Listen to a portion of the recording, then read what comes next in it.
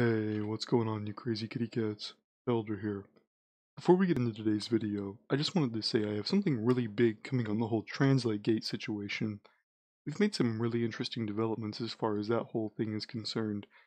Be sure to check me out as I have an upcoming collab with Nightmare Expo on it.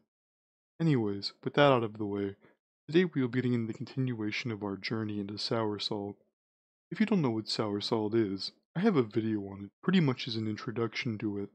But just for a quick rundown, it's a deeply psychological arc that has generated much interest to those who have looked into it, and it has generated a very dedicated following.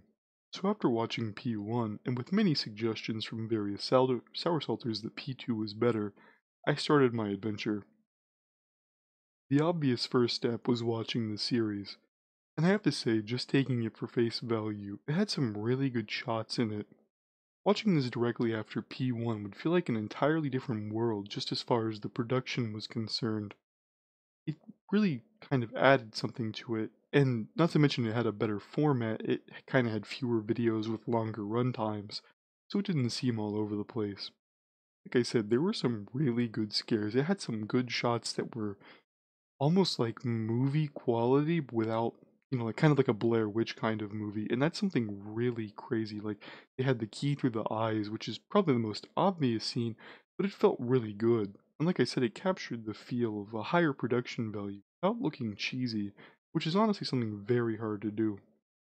Secondarily, there were many more characters, and it went further than kind of just the cryptic videos from part 1. Each character had like distinct names, and there was, like a storyline with different uploaders.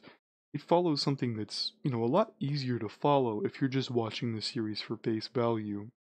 But as we know with Sour Salt, face value's nothing. There's always a deeper meaning to be gleaned from it.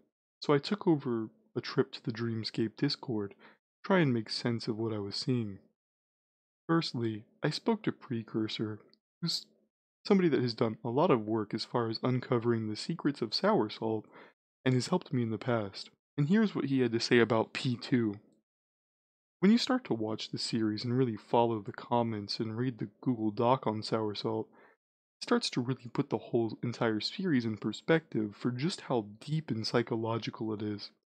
Without spoiling too much, what makes the storyline so beautiful is the fact that one of the main factors in it is using your viewership of it as the main plot device.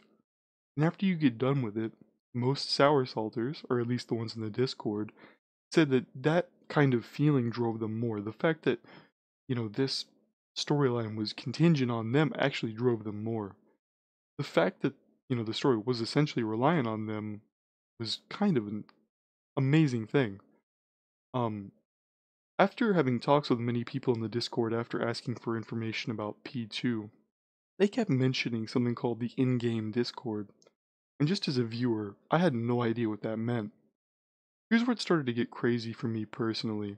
After having talks with someone else in the Discord named Pen the Poet, he explained that as Soursalt P2 was going on, there was a Discord that was almost as deep as the series itself, where viewers tried to get more information on the series from in-game characters that the creator Deathly Logic had given answers to questions. From talking to them, it was like they were in their little own world with the in-game Discord, with viewers of the series having their own opinions of characters through Discord interaction, and even saying that the Discord characters perfectly matched up with the regular characters, in the sense that the longer the series went on, the crazier the characters got, even to a point where characters would deliberately sabotage the viewers from collecting more information on Soursalt. If that isn't the most in-depth thing you've ever heard, I don't know what is.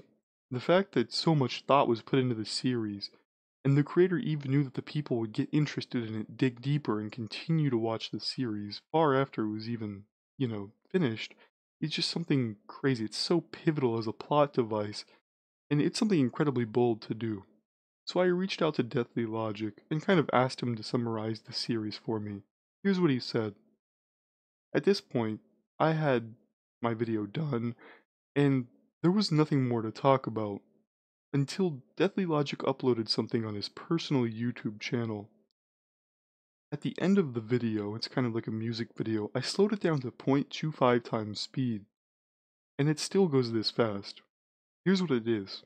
Maybe, just maybe, what Deathly Logic said in our conversation holds more weight than what anyone initially thought. Thank you to so much for everyone that I interacted with in the Soursalt Discord. You guys were all amazing people, and very open to discussion. If you've never heard of Soursalt, I urge you to go check it out. It really is an interesting ARG that's deeper than most things on the internet of this production quality. Thank you guys so much for watching, it means the world to me. Be sure to like the video and comment if you would like to see more content like this in the future. I love all you guys.